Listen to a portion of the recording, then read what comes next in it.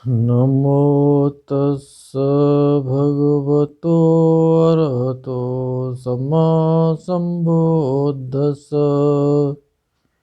सभी धम्म मित्रों को सप्रेम नमो बुद्धा जय भीम। बौद्ध भारत में आपका स्वागत है।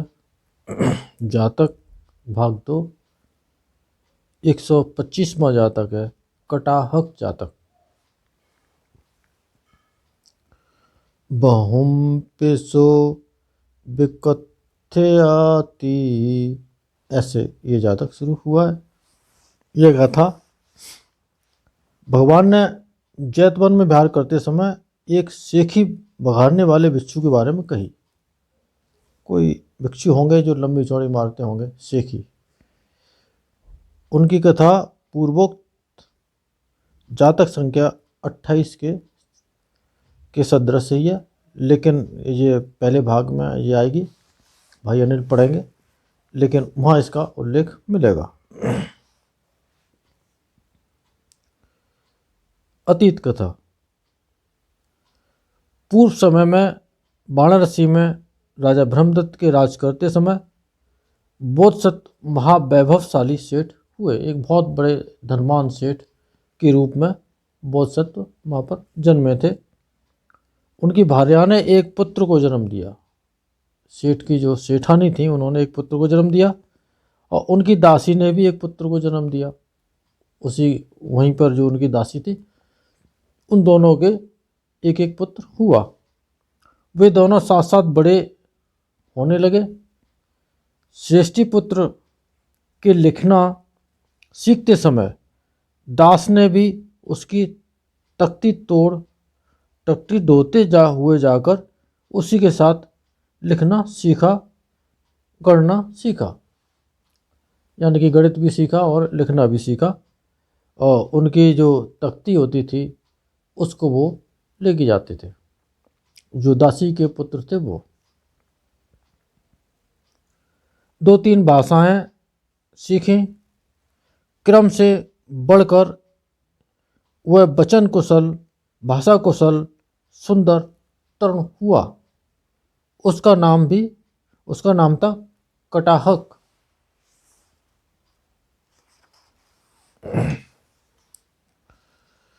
सेठ के घर में भंडागारिक, यानी कि जो कोषाध्यक्ष होते हैं उनको भंडागारिक या एक तरह से स्टोर कीपर समझ सकते हैं। कोषाध्यक्ष यहाँ पर दिया हुआ है उसका अर्थ, लेकिन भंडागारिक तो एक स्टोर कीपर यानी कि जो पूरा जो स्टोर संभालते हैं उनको कहते हैं।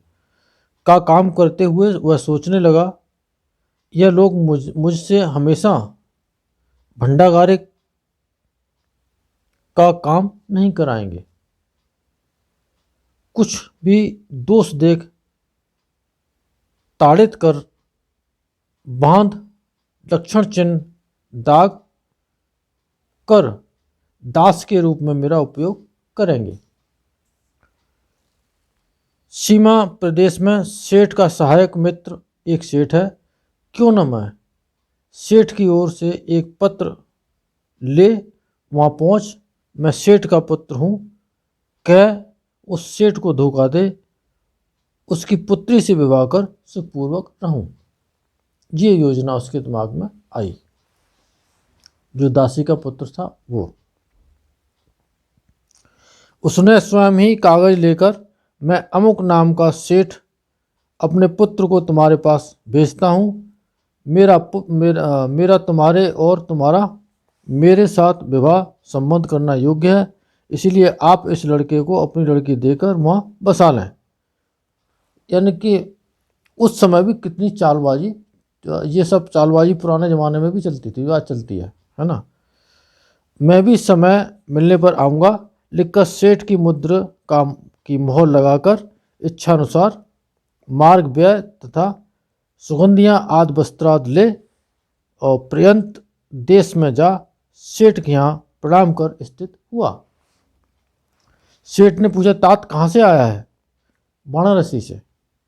किसका पुत्र है? वाराणसी सेठ का किस प्रयोजन से आया है? कटाक ने यह देखकर जान ले पत्र दिया। सेठ ने पत्र बाँच प्रसन्न हो कि अब मेरा जीवन सफल हुआ, कह उसे पुत्री दे प्रतिष्ठित किया। यानी कि उसने अपनी बेटी से उसका विवाह कर दिया और उसको वहाँ रख लिया। उसका सेठ परिवार बड़ा था। वह यबागु यानी कि कोई कहीं तो खिचड़ी के लिखा हुआ आता है यबागु में, या खाजा के भी लिखा हुआ आता है। कोई उस समय का कोई अच्छा व्यंजन होगा, ऐसा समझ सकते हैं। अथवा वस्त्रगंध आदि के लाने पर ऐसा यबागु पकाया जाता है। इस प्रकार खाजा इस और इस तरह भात, यानी कि इस तरह से यहाँ पर ये पकाने का सिस्टम है। ओह, यह पर्यंत देश के रहने वाले यबागु आदि को दोष युक्त कर देते हैं। पर्यंत देशी होने से ये लोग न कपड़ों पर इस्त्री करना जानते हैं, न सुगंधित पदार्थों को पीसना, न फूलों को गूंथना। वस्त्र कार्य करने वाले आदि की निंदा करता। बोसत्व ने दास को न देख कटाहक नहीं दिखाई देता, कहाँ गया? फिर से ढूंढने के लिए आदमियों को चारों ओर भेजा। एक आदमी ने वहां जा उसे देख पहचान अपने आप को छिपाए रख लौटकर बोसत्व को सूचित किया कि वो इस तरह से अपने को वो सेठ का बेटा बता करके और वहाँ रह रहा है। बोसत्व वह वृतांत सुन उसने अनुचित किया, जाकर उसे लेकर आता हूँ। सोच राजाज्ञा ले, बहुत से लोगों को साथ ले चले। सेठ प्रत्यंत देश को जा रहे हैं। यह वृतांत सबको ज्ञात हो गया। कटाहक ने सेठ आ रहा है सुनकर सोचा कि वह और किसी कारण से नहीं आ रहा है, मेरे ही कारण से आगमन हो रहा है। चालाक तो वो था। यदि मैं भाग जाऊं तो फिर नहीं आ सकूंगा, इसलिए एक यही उपाय है कि मैं लौट स्वामी की सेवा कर उसे प्रसन्न करूं। उस समय से लोगों में बैठकर इस प्रकार कहता। दूसरे मूर्ख लोग अपनी मूर्खतावश माता पिता के किए उपकार को भूल उनके भोजन करने के समय उनके प्रति अपने कर्तव्य का पालन न कर उनके साथ ही भोजन करने बैठ जाते हैं। हम तो माता पिता के भोजन करने के समय पानी का बर्तन, थूकने का बर्तन, पात्र ले जाते हैं, पानी और पंखा लेकर खड़े रहते हैं। शौच के लिए जाते हैं तो जाते समय पर्दे की सीमा तक पानी का बर्तन ले जाते हैं। इस प्रकार स्वामी के प्रति जो दास के कर्तव्य होते हैं उन सबको प्रकट किया। इस प्रकार लोगों को समझा। बोधसत्व के प्रत्यंत देश के समीप पहुंच जाने के समय अपने ससुर से कहा, तात मेरे पिता आपके दर्शन के लिए आ रहे हैं, आप खाद्य भोज तैयार करावें, मैं भेंट लेकर जाता हूँ। भेंट लेकर के आगे जाता हूँ, यानी कि उनका वेलकम करने के लिए, उनका स्वागत करने के लिए आगे जाता हूँ। तात अच्छा क्या स्वीकार किया। कटाहक ने बहुत से लोगों के साथ जा बोधसत्व को प्रणाम कर भेंट अर्पित की।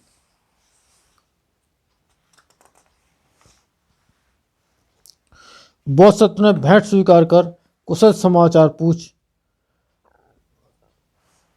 प्रातराश के समय छावनी में निवस शौच के लिए पर्दे के स्थान में प्रवेश किया। कटाहक ने अपने अनुयायियों को पीछे छोड़ पानी ले बोधसत्व के पास जाकर वहाँ उनके जल क्रिया समाप्त कर लेने पर पैरों में गिरकर कहा, स्वामी मैं आपको जितना चाहें उतना धन दूंगा, मुझे कलंकित निंदित न करें। बोसत ने उसकी सेवा से प्रसन्न हो, डरो मत, मुझसे तुम्हें कोई हानि नहीं होगी। इस प्रकार उसे आश्वासन दे प्रत्यंत नगर में प्रवेश किया। बड़ा आदर सत्कार हुआ। कटाहक दास की भांति उनकी सब प्रकार से सेवा करता रहा। एक बार सुखपूर्वक बैठे हुए बोसत्व ने प्रत्यंत देश के सेठ से कहा कि महासेठ, मैंने तुम्हारे पुत्र को देखकर ही तुम्हारे पुत्र को अपनी पुत्री दे दी। बोसत्व ने कटाहक को पुत्र बना उस अवसर के योग्य प्रिय वचन कह सेठ को संतुष्ट किया। लेकिन फिर उसके बाद से वह कटाहक का मुंह नहीं देख सका। एक दिन बोसत्व ने सेठ की लड़की को बुलाकर, अम्म आ, मेरे सिर से जुएं निकाल। आकर जुएं निकालती हुई उसके खड़े होने पर, अम्म, क्या मेरा पुत्र तुम्हारे दुख सुख में आलस्य रहित हो साथ देता है? दोनों जन मिलकर प्रसन्नतापूर्वक रहते हो ना? तात, सेठ के पुत्र में और कोई दोष नहीं है, केवल आहार की निंदा करता है। वह सदैव से दुख देने वाला है। मैं फिर भी मैं तुम्हें उसका मुंह बंद करने का मंत्र देता हूं। तुम उसे भली भांति सीख मेरे पुत्र के भोजन की निंदा करते समय जैसे सीखा, उसी प्रकार सामने खड़ी करके कहना। इस प्रकार एक गाथा सिखा कुछ दिन रह वाराणसी चले गए। कटाहक भी बहुत सी खाद्य भोज ले उनके पीछे पीछे जा बहुत सा धन देकर आया। बोसत्व के गमनोपरांत से कटाहक और भी अभिमानी हो गया। यानी कि अब तो उसको ये हो गया कि अब तो मैं वास्तव में सेठ का बेटा हूँ। सेठ ने इसको स्वीकार कर लिया, तो अभिमान जागना तो स्वाभाविक है। एक दिन जब वह सेठ की लड़की नाना प्रकार के अच्छे अच्छे भोजन करछी से परोस रही थी, तब उसने निंदा आरंभ की। यानी कि जो कोई खाना है, जो कोई भोजन है, इस तरह से लोग करते ही हैं। सेठ की लड़की ने बोसत्व द्वारा सीखे हुए ढंग से यह गाथा कही। दूसरे देश में जाकर वह बहुत बकता है, फिर आकर उसे दोषी ठहरा दे। इसका स्मरण कर, कटाहक, जो भोग मिल रहा है उसका भोग कर।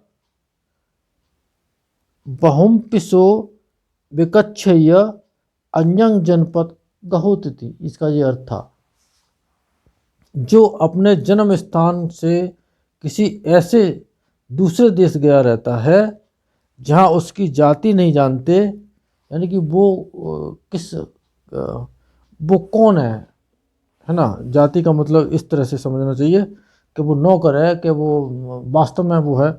तो वह बहुत बकता है, धोखा देने ठगने की बात करता है। इस बार स्वामी की अगवानी करके दास कर्म करने के कारण कूड़े से ताड़ित हो पीठ की चमड़ी उधेड़ी जाने और दाग दिए जाने से बच गया। यदि अनाचार करेगा तो दोबारा आने पर तुम्हारा स्वामी तुम्हें दोषी सिद्ध करेगा। पूरी पोल पट्टी उस बहू को, उसके लड़के की जो पत्नी थी, उसको बता गए थे बोसत्व। इस घर में आकर कूड़े से दंडित करेगा, लक्षण चिन्ह कर तथा तुम्हारी जाति प्रकट करके तुम्हें दूषित करेगा, ताड़ित करेगा। इसलिए इस अनाचार को छोड़ भुंज भोगे कटाहक। इसके बाद अपना दासत्व प्रकट कराकर मत पछताना। यही यहाँ सेठ के कहने का तात्पर्य था। सेठ की पुत्री यह सब जानती नहीं थी। जैसे सीखा था उसी प्रकार शब्द मात्र कहती थी। उसे ये पूरी पोल पट्टी नहीं बताती, बस एक इशारा मात्र कर गए, लेकिन समझने वाला समझ लेता था। कटाहक ने सोचा, निश्चय ही सेठ ने मेरा नाम बताकर इसे सब कह दिया होगा। बस ये बात थी। इसके बाद से फिर उसको भोजन की निंदा करने का साहस न हुआ। मान मर्दित होकर वह यथा प्राप्त भोजन करता हुआ कर्मानुसार परलोक गया। शास्त्रा ने धर्म देशना उपस्थित कर जातक का मेल बिठाया। उस समय बकवादी वाचाल भिक्षु ये था। इस जो उस समय वर्तमान में जो बकवादी जो वाचाल जो फालतू की लंबी चौड़ी मारने वाला था, वही भिक्षु वहाँ पर कटाक के रूप में था। वाराणसी सेठ तो नहीं था, बोधसत्व तो वहाँ पर एक धनवान वाराणसी के सेठ थे। इन सत्य वचनों से आप सबका मंगल हो, भला हो, कल्याण हो, संसार के सारे प्राणी हो। साधु साधु साधु।